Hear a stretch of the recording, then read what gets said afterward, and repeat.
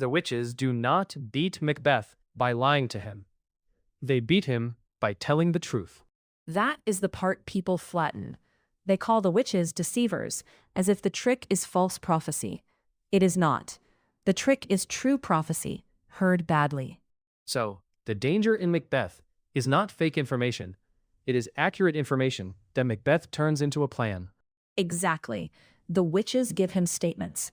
Macbeth supplies the certainty. He hears a future and treats it like permission. Start with the first set. They greet him as Thane of Glamis, Thane of Cawdor, and future king. 2 of those are checkable. Right. He already is Thane of Glamis. Then within minutes, Ross arrives and says he has been made Thane of Cawdor. That matters because it proves the witches are not just talking nonsense. They have credibility fast.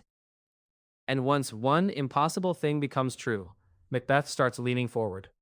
Yes, but notice what they do not say.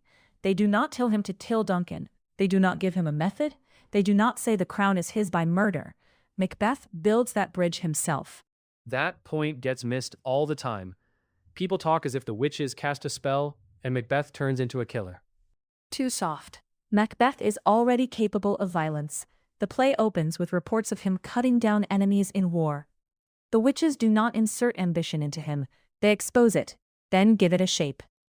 So their words work, because they fit something already in him. Exactly. Banquo hears prophecies too. He does not murder anyone. Macbeth hears the same world of prediction and turns it into action. That is why blaming fate alone is a bad reading. Choice is all over this play. Then, later, we get the second round of prophecies. And this is where Macbeth really ruins himself. Yes, the apparitions say 3 big things. Beware Macduff. None of woman born shall harm Macbeth. Macbeth will never be vanquished until Great Birnam Wood comes to High Dunsinane Hill. Every one of those turns out to be technically true. Technically true sounds almost legal, like the wording is doing the damage. Because it is. Macbeth hears none of woman born and translates it into, I cannot be killed by any man. That is not what he was told. He hears Birnam Wood moving and assumes that can never happen. Again, that is his assumption, not the prophecy. And the play cashes that out very literally. Macduff says he was from his mother's womb untimely ripped, not born in the ordinary way Macbeth assumed. Yes, and Malcolm's soldiers cut branches from Birnam Wood and carry them toward Dunsinane, so the wood does seem to move. The witches never break their word. Macbeth breaks himself on the way he reads it. That makes the prophecies more dangerous, not less. A clean lie can be rejected. A true statement with missing context gets inside your decisions.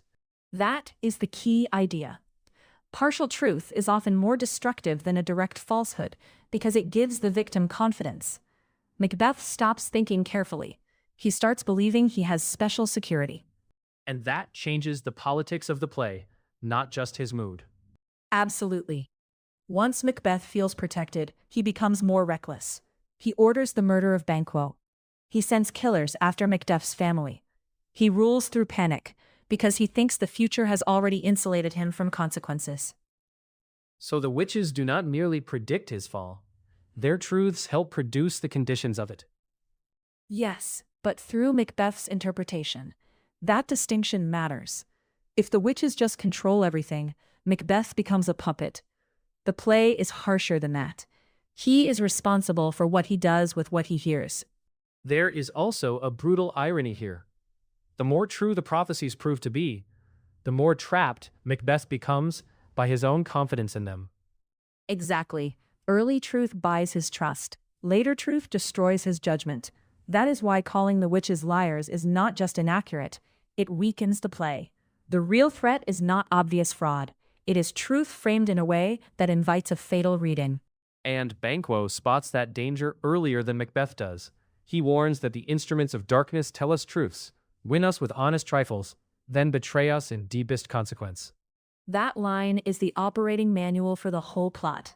Small truths win trust. Trust opens the door. Then a person walks himself into disaster while thinking he is being guided. So, if someone says the witches lie to Macbeth, the sharper answer is no. They say enough truth to make him lie to himself. That is the point. Macbeth dies not because language is false, but because he wants certainty so badly that he turns slippery truth into solid promise. In this play, the deadliest lie is the one the victim builds out of facts.